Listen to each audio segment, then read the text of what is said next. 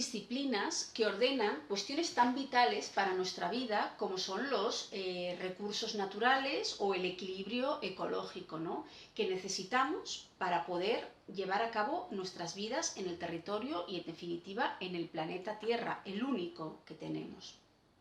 Estamos hablando de cuestiones tan importantes y tan vitales como es el suministro de agua, como es el servicio de saneamiento, como es el suministro de energía eléctrica, de manera que podamos tener iluminación artificial en nuestras casas o en nuestros lugares de trabajo, podamos tener calefacción, podamos tener agua caliente.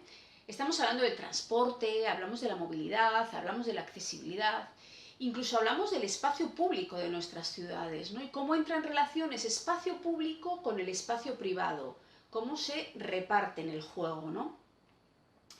Pues bien, todas estas disciplinas utilizan una herramienta jurídica que es el planeamiento. A todos nos sonará, por ejemplo, lo que es el PGO, ¿no?, que es el Planeamiento General de nuestras ciudades. Este planeamiento está liderado por las administraciones públicas y, como tal, los ciudadanos y ciudadanas debemos participar de ello.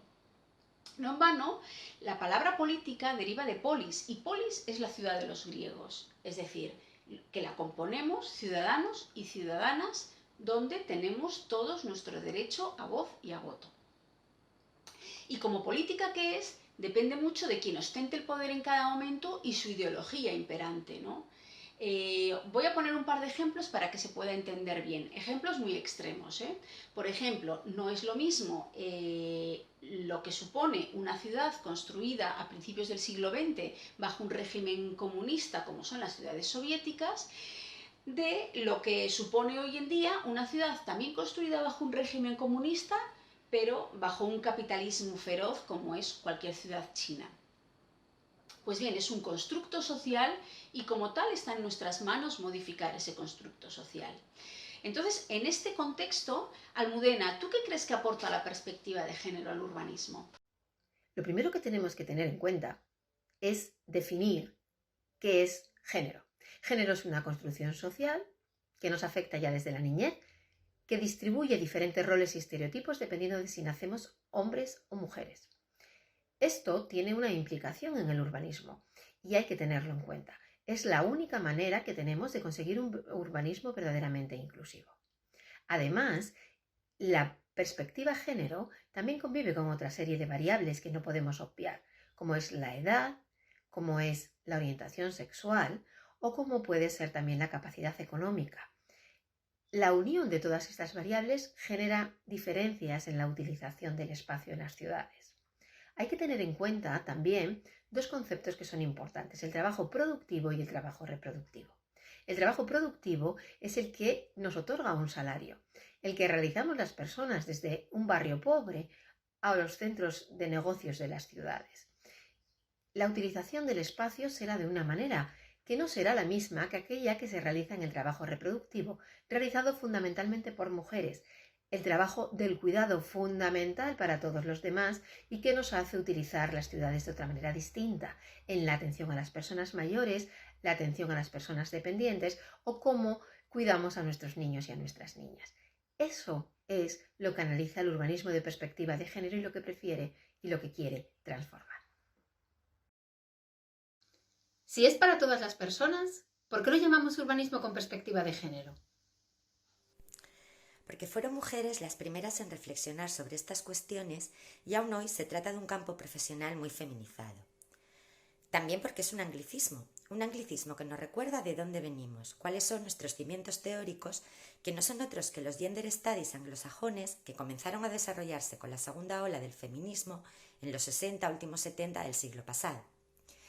Con el tiempo se han ido incorporando a la tarea compañeras de otras coordenadas geográficas con preocupaciones distintas. Esto ha supuesto que esta práctica reciba varios nombres. Se habla de urbanismo inclusivo, urbanismo de la vida cotidiana, urbanismo feminista. Sea cual sea el nombre que le demos, el objetivo no varía. Se trata de construir ciudades para las personas, ciudades que contribuyan a atajar las desigualdades que nos atraviesan. Sonia, ¿cómo influye esta teoría feminista en el urbanismo? Pues aporta una nueva mirada desde tres conceptos, básicamente, ¿no? Estos conceptos podrían ser flexibilidad. Flexibilidad quiere decir incorporar la variable tiempo. Y la variable tiempo desde dos perspectivas. Una sería la variable longitudinal, que quiere decir que a lo largo de nuestra vida el tiempo va pasando y tenemos necesidades diferentes. Es decir, no es lo mismo cuando somos unos niños o niñas y las necesidades que tenemos en nuestra ciudad y entornos construidos que cuando somos unos adolescentes, que cuando somos unos adultos o cuando somos unos ancianos, ¿no? Y por otro lado, estaría incorporar la variable tiempo desde un punto de vista estructural. Esto quiere decir que la distribución del tiempo genera muchas desigualdades y, por tanto, incidir en los horarios sería importante para conseguir una mayor equidad dentro de nuestra sociedad. Por poner algún ejemplo, de nuestros países, de los países de nuestro entorno en la Unión Europea, pues ya están aplicando, por ejemplo, horarios laborales compaginados con los horarios escolares, para que la labor de conciliación familiar resulte mucho más fácil, ¿no? Y no sea tan estresante en el día a día. Por otro lado, sería aplicar la variable de la solidaridad, ¿no? O el concepto de la solidaridad. Esto quiere decir empatizar con el otro, ¿no? Empatizar con la otra persona, empatizar con sus problemas, con sus experiencias, con sus necesidades, con su cultura, que no lo hayamos vivido nosotros porque podamos pertenecer a una determinada cultura, a una determinada clase socioeconómica, no quiere decir que no tengamos que ver más allá de lo que es nuestra realidad, ¿no? Y para eso lo que es importantísimo es escuchar, es incorporar los diagnósticos ciudadanos que permiten palpar y tomar el pulso de la sociedad que compone una ciudad, incorporar esa variable sociológica para luego permitir que nuestras ordenaciones se distribuyan y sirvan para una mayor muestra heterogénea de nuestras ciudades. Y por último sería la diversidad, que viene a decir un poco lo mismo, es decir, que el sujeto sobre el que tenemos que diseñar una ciudad no puede ser, como venía siendo habitual, pensar en un varón de edad media y a su vez de clase media alta, ¿no? Y generalmente blanco. No puede ser eso, porque al final la ciudad la componemos muchísimas personas muy diferentes, con necesidades muy diferentes y por tanto es una muestra muy heterogénea la que debemos de tener en cuenta a la hora de abordar y de utilizar ese conocimiento colectivo para diseñar nuestras ciudades y entornos construidos.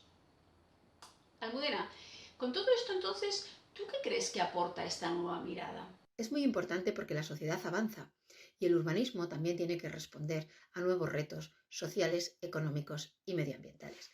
No podemos conseguir un verdadero desarrollo sostenible si no tenemos en cuenta la participación de las personas, la inclusión y seguimos generando espacios donde perdemos calidad de vida y creamos nuevas desigualdades. El camino ya ha empezado. Aquí en nuestro país tenemos la Ley Orgánica, Ley de Igualdad Efectiva entre Mujeres y Hombres del año 2007, que también transforma la Ley del Suelo y de Rehabilitación Urbana.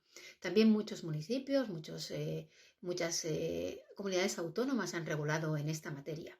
Y eso porque tenemos además ese objetivo concreto para el año 2030 que está recogido por los Objetivos de Desarrollo Sostenible. Una serie de parámetros, 17, en el que nos hemos obligado mundialmente a través de Naciones Unidas a cumplir unas metas, unos objetivos, que en el caso que nos ocupa se trata de dos. Por una parte, el objetivo número 11, que aborda las ciudades y comunidades sostenibles, donde tenemos que construir entornos urbanos que sean seguros, que sean saludables y que sean inclusivos. Y por otra parte, el objetivo número 5, que es la igualdad de género. No podemos dejar a nadie atrás en este camino. ¿Es importante la participación ciudadana? Fundamental. La única manera de construir ciudades para las personas es escucharlas. Conjugar la visión técnica con experiencias personales, cuanto más diversas, mejor. No es algo fácil de conseguir. La experiencia nos dice que precisamente las personas vulnerables son las más reacias a participar. Sin embargo, si como dice el lema de los Objetivos de Desarrollo Sostenible no queremos dejar a nadie atrás, las suyas son voces indispensables. Por eso necesitamos que os impliquéis.